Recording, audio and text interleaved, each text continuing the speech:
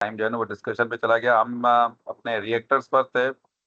हम ये चाहते हैं कि एक तो हमारा जो है ना वो आप सेकंड ट्यूटोरियल कर लें। सेकंड ट्यूटोरियल जो है ना वो आपको बताएगा इस रिएक्टर में कि कैसे जो है ना वो एक से ज़्यादा रिएक्टर परफॉर्मेंस को जो है वो बेहतर करते हैं।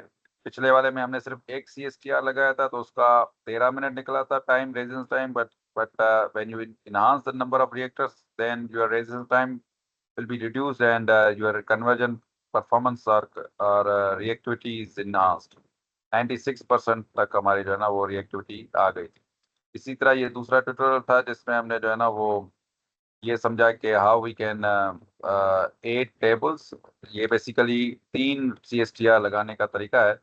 ये सिर्फ ये इन तीनों ट्यूटोरियल्स में ये बताने की कोशिश कर रहा है कि when you enhance the number of reactors, you can get less residence time and enhanced recovery, and even the volume of the reactor can be reduced। एक बहुत बड़ा रिएक्टर जो है कॉस्टली पड़ेगा, अगर हम उसके वॉल्यूम को कम करते जाएंगे तो वो कम होगा। जैसे 2.6 वॉल्यूम है, पहले 100 क्यूबिक मीटर था। और इस ट्यूटोरियल में हमें जो है ना वो टेबल्स भी ऐड करना सिखा रहा है।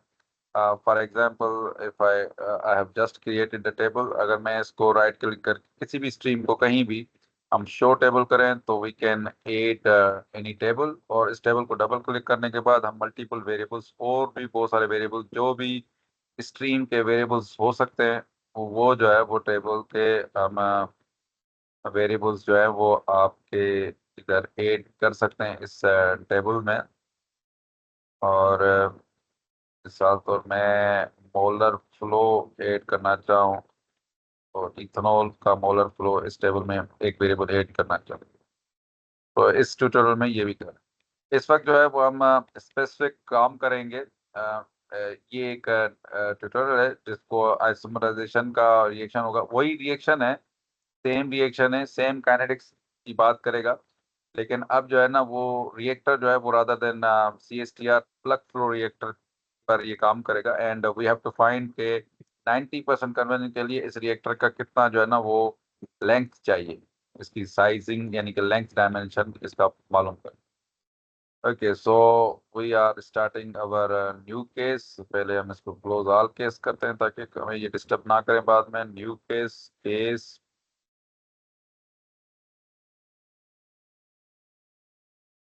ओके। सो हमारे पास दो मटेरियल ये रख रहा है, वही usually CIS butene, CIS2 butene, मेरे ख्याल में यही होता है इसमें। और ट्रांस 2 ब्यूटीन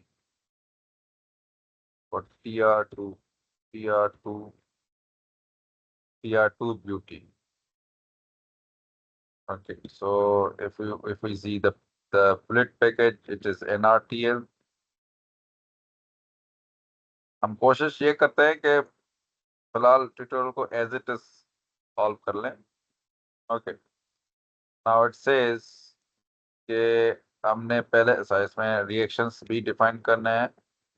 तो हम जल्दी में सिमुलेशन में आ गए। We must define the reaction.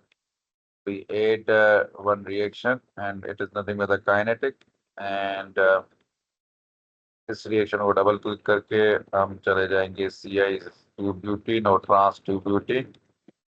I think it is 1 and 1 और -1। इसकी हम परवाह नहीं करेंगे कि रिवर्सिबल कर रहा है नहीं कर रहा है, क्योंकि जब उसका रेट ही 0 होगा तब भी हमें जो है ना वो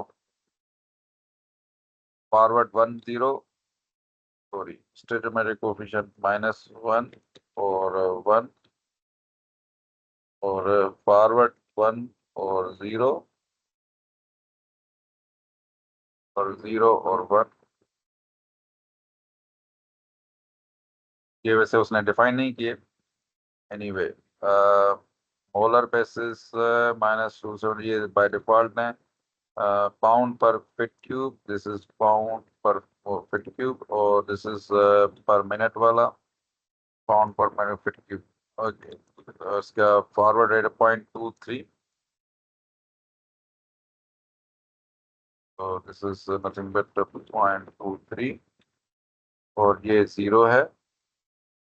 और हमारा बैकवर्ड रिएक्शन अगर नहीं बताएंगे तो भी ये जो है ना वो बैकवर्ड का एक्शन नहीं होगा। और हम सिर्फ ये करेंगे कि अब हम इसको अटैच करेंगे अपने फ्लूइड पैकेट के साथ and we are ready. Okay so आप फ्लूइड आप एक प्लग फ्लो रिएक्टर जो है ना वो इंस्टॉल कर लें। Plug flow reactor and it has feed stream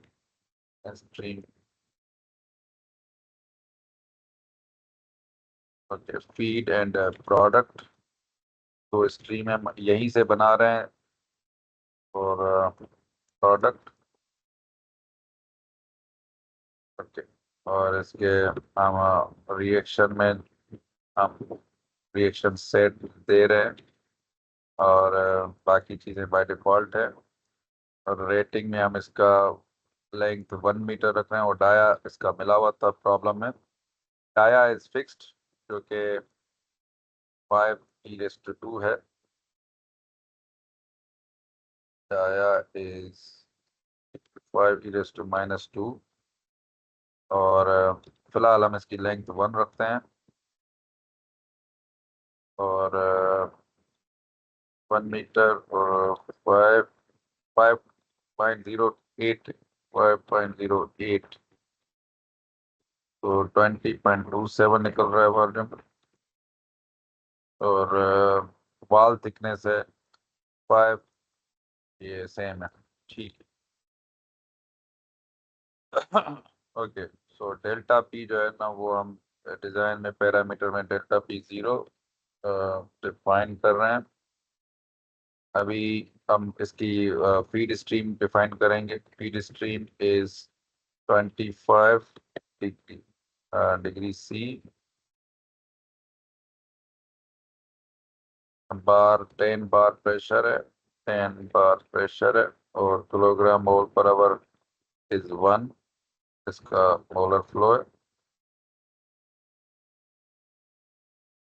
okay and इसकी कंपोजिशन इज 100% ये है। तो यू कैन सी के इसको इस ये सॉल्व हो गया। Now we can adjust its length. हमें हमें हमें जिस जिस चीज को सेट करना है एडजस्ट करना है वो PFR 100 की ट्यूब लेंथ है। और किसकी बुनियाद पर हम उसकी एक्चुअल परसेंट कन्वर्जन की बुनियाद पर। So what we do we use adjust command. Adjust में हम PFR की जो लेंथ है ट्यूब लेंथ वो हम सेट करवाना चाहते हैं। और PFR की एक्चुअल परसेंटेज कन्वर्जन की मदद से और हम कहते हैं इसको कि 90% कन्वर्ट हो।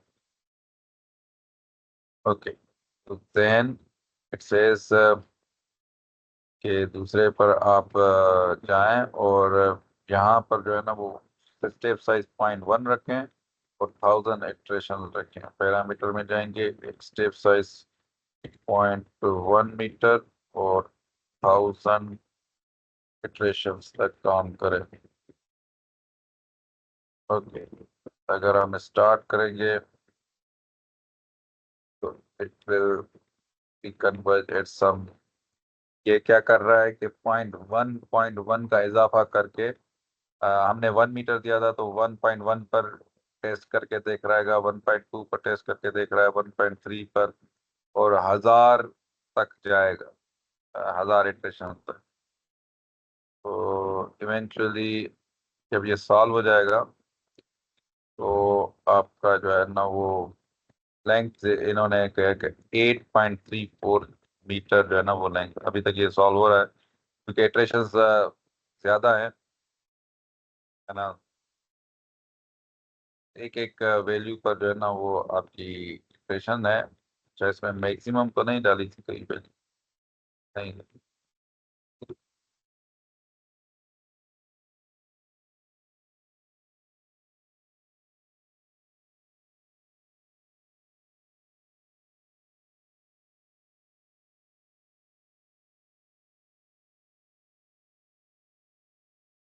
थैंक 7 मीटर के अभी 7 मीटर तक पहुंचा है।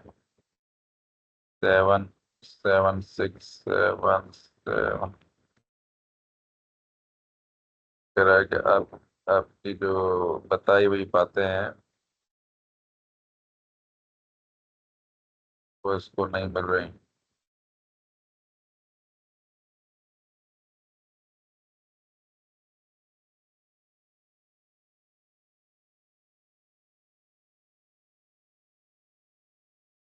ये बातें बताई हुई बातें इसको नहीं मिल रही। पर देखते हैं रेटिंग 7 मीटर तकरीबन और परफॉर्मेंस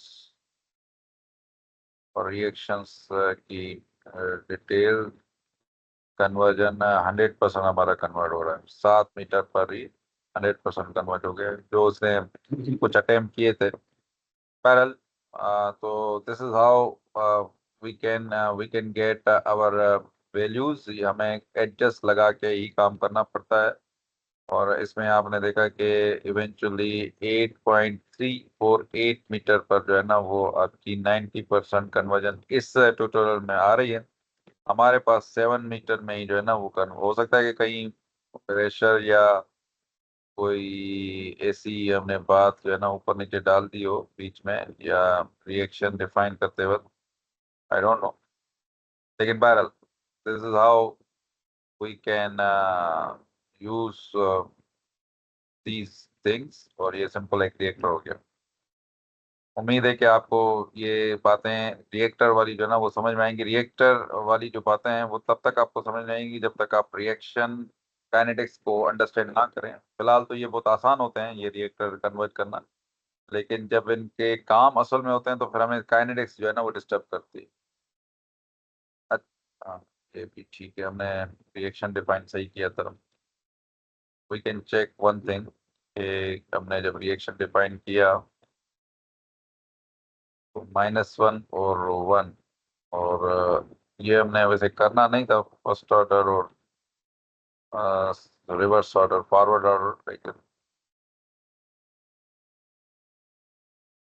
-1 और 1001 1001 -1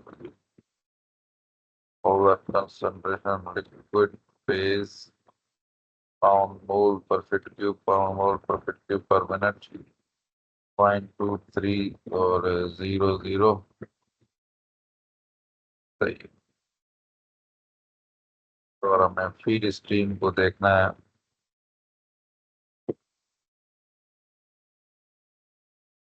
मीडियम 25 10 12